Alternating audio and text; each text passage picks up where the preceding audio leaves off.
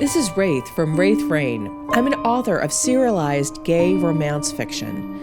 Every week on this podcast, I'll be reading a chapter from one of my gay fantasy shifter serials called Caden's Reign. I'll explain at the break how you can find out more about this story and others I write. So let's get to it. Chapter 99. Safe. Take me to the hot springs. I can hear the waterfall, but oh my God, there's someone else here, Caden cried.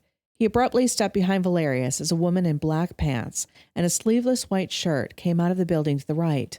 Her blonde hair was done up in a neat twist, and she was smiling broadly, as well as carrying 2 silk robes, one over each arm, black for Valerius and white for him. Caden would have felt touched, except he was trying to angle his body so that his penis was not in her face. Caden, Valerius chuckled.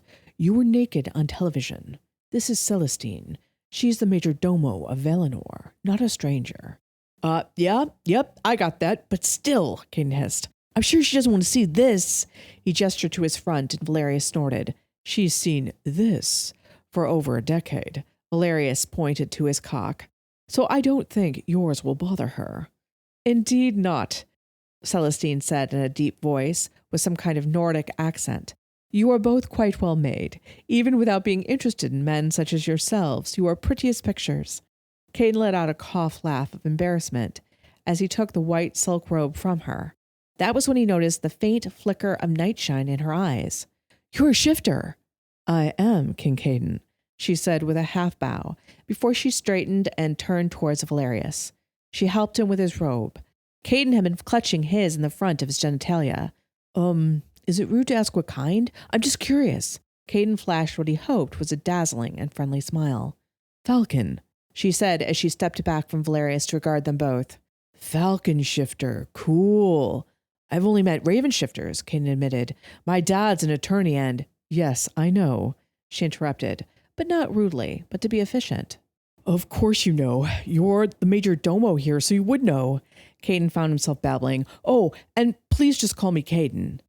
Of course, Caden, she said, hesitating momentarily before using his given name.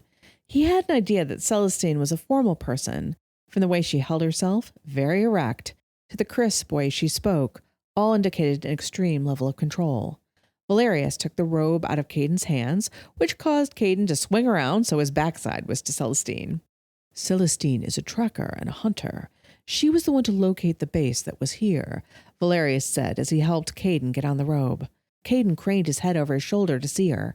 Really? That's so cool. You stopped the world from being destroyed. She smiled and nodded as if this were all in a day's work. King Valerius was truly the one to stop the humans' foolish actions. I just found the locations. Still, he couldn't have done his thing without you, Caden said, and turned fully towards her as his robe was now on and tied. I completely agree with Caden on this, Celestine. You saved the day, Valerius said. Another nod that was half a bow. Many did. Now, what can I do to fulfill your needs? We're going to bathe in the spring and the waterfall, so... Towels? She inquired, and Valerius nodded. Will you require food and drinks? Please, Caden cried, and then blushed. I don't know how I'm hungry after all those sheep. Valerius chuckled, a deep rumble in his chest. Young dragon shifters are always hungry. Well, explain to me this. How come there was wool in my mouth, but my stomach hadn't exploded from the sheep in there? Caden asked. It is a mystery, Valerius said. I shall have everything prepared. Would you like to eat by the garden? She asked. Yes, that would be appreciated, Celestine, Valerius told her. Another quick bow, and she turned on her heel to retreat the way she'd come. Caden's eyebrows rose. She's quite impressive. Makes me feel a little inadequate, Caden confessed. She makes me feel the same, Valerius said with another chuckle. She's highly efficient and runs the staff here with a minimum of fuss. You won't see many of them, but they do appear as if by magic. Impressive, Caden said, as Valerius led him along a covered walkway around the building to the left. Why did she decide to stay on as major domo? Falcons love their lofty perches, and Valinor is the highest in the area, Valerius said. Her kettle of falcons. Kettle? Caden's eyebrows rose. That is what you call a group of birds of prey like falcons, Valerius explained. They live here with her, but most work with the police and military, while Celestine takes pride of care of Valinor. Are all the servants here falcon shifters? Valerius shook his head. Many are human, but Celestine rules the roost, or Eyrie, I should say. Do you worry about it? Caden asked suddenly. About having falcon shifters on staff? Valerius's forehead screwed up. No, the humans. Caden let out a breath that he hadn't known he was holding yet. He felt guilty saying this at all. Humans are more likely to listen to the behemoth's words, aren't they? Sarai wasn't human, Valerius reminded him. Yeah, you're right. Caden rubbed his arms as he suddenly felt a little chill. I don't know. It's not fair, but with all the hatred and anger I'm seeing from humans, I worry... that sounds so stupid. No, it does not. Valerius stroked his chin. When I was a mercenary, I saw enemies everywhere. I imagined that under every person's shirt was a hidden dagger, that even the children I met who wanted to play were looking to lure me into a dark alley so that adults would waylay me. The reason was, that's all you've been exposed to, Caden guessed. Yes, because my job was to kill people for money. I was very good at it. But when you take a person's life for coin, you begin to imagine that everyone sees things the same way. Valerius answered, Now, you are here to protect people, but recently all you've seen are people we trust, that you have trusted, show you a side of themselves that makes you question everything. You want to feel safe. You want to limit the chance of being wrong about someone again. Caden nodded. But you also said I'm like Hope, so... Well, that doesn't sound like a very hopeful stance. You are Hope, but that doesn't mean you aren't affected by what's happened. Valerius pressed his lips together for a moment, as if contemplating keeping his next words to himself. Caden nudged him. Go on, tell me. It was not all that long ago, Caden, when I told you that your father and I had twin concerns for you. One, that you were innocent, and two, that you would learn to rue that, which would destroy that innocence, Valerius reminded him. Caden nodded. Don't let fear rule you, Caden. Don't let distrust color your views. Right now, it seems like everyone is against us, but that's not true, Valerius told him. The majority don't. The majority of people are rooting for the white dragon shifter. The majority of people want us to stop what the behemoth is doing. And the majority of people will help us do that, not harm us.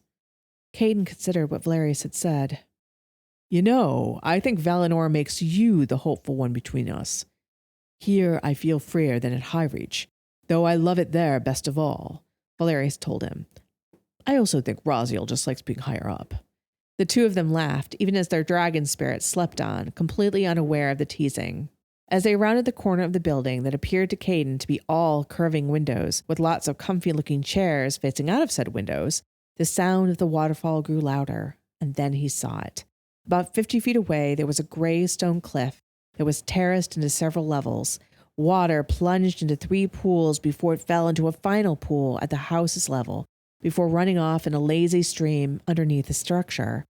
There was a deck all around the outside of the pool with lounge chairs, some situated in full sun, while the others were beneath some of the trees that provided shade. The smell of clean, refreshing water intensified as they neared it, and Caden took in a deep draught and then gagged. Sulfur, the hot springs, Valerius informed him. The hotter the water, the worse the smell, supposedly, the more curative the springs. Really? Caden asked weakly.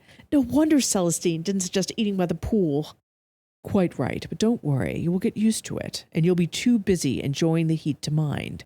Which first, hot or cold? Cold. I'm dying to get under that waterfall, Caden grinned. Race you? Ah, you won't win, Valerius laughed. Caden raced towards the pool with Valerius hot on his heels. He flung off the robe and tossed it onto a lounger. Valerius did the same. Caden was just about to dive in when Valerius lunged past him, performing a perfect dive into the pool. Caden was in as well, slicing through the water. Valerius was underwater, though, waiting for him. His dark hair haloed his head. He was smiling as bubbles leaked from between his lips. When Caden tried to dart by him, Valerius grasped his waist and propelled him to the surface with powerful kicks of his legs, just like how his dad had done when he was little. Valerius tossed him into the air. He came down laughing as he splashed into the pool once more. He surfaced to find Valerius having swum over to the waterfall. He watched as the Black Dragon King went under the waterfall spray. Valerius turned towards him. Though his eyes were closed and his head was tilted back, the Black Dragon King's long hair was pushed back from his forehead. The soft waves were smoothed by the force of the water. He ran his hands through his hair, a smile upon his lips. Caden was awestruck by the sight. "You're beautiful," Caden called. Valerius cracked his eyelids open, that smile growing. "Say that closer to me." Caden waggled his eyebrows at this challenge. "Oh, what you'll do to me if I say it nearer?" Those eyes smoldered at him. "Give you exactly what you deserve." A thrill went through Caden. Heat pooled in his groin and his cock plumped, banging against his stomach as he swam eagerly over. Valerius watched his approach with hooded eyes. Just as he was a few feet away, Caden dove down and went for Valerius's legs. He grasped the Black Dragon King's ankles and pulled him under the surface. He looked up just as Valerius glared down at him in mock anger. Caden grinned, and bubbles left his mouth as he started to laugh. Then he let out a watery oomph as Valerius grinned evilly, kicked loose of Caden's hands, and swam towards him like a shark. Caden frantically clawed through the water to get away from Valerius, knowing he was the prey in this scenario. He felt one of Valerius's hands touch his right calf, and he nearly squealed. He managed to just keep out of reach, but the Black Dragon King was in hot pursuit and would catch him. "What can I do? He's faster and stronger than me. What about an ice wall? Can I do that?" Iolair was deeply asleep, head resting on Raziel's chest, which was rising and falling peacefully. Knowing that it was quite a bit better to let sleeping dragons lie than wake them up to ask for magical help, Caden swept a hand behind him, envisioning a thin wall of ice separating him from Valerius. And it worked! Valerius knocked against it and reared back in surprise as the ice wall, while it was more like an ice windscreen in size, and curved too as it had followed the wave of his hand, was clear. Valerius blinked and looked up at Caden. Caden, who should have been making his escape, celebrated a little too long as flames suddenly appeared around Valerius's teeth and hot water jetted from his mouth. The ice wall melted in half a moment, and Valerius lunged through to grab him. The Black Dragon King brought them both to the surface again. Caden drew in a grateful breath.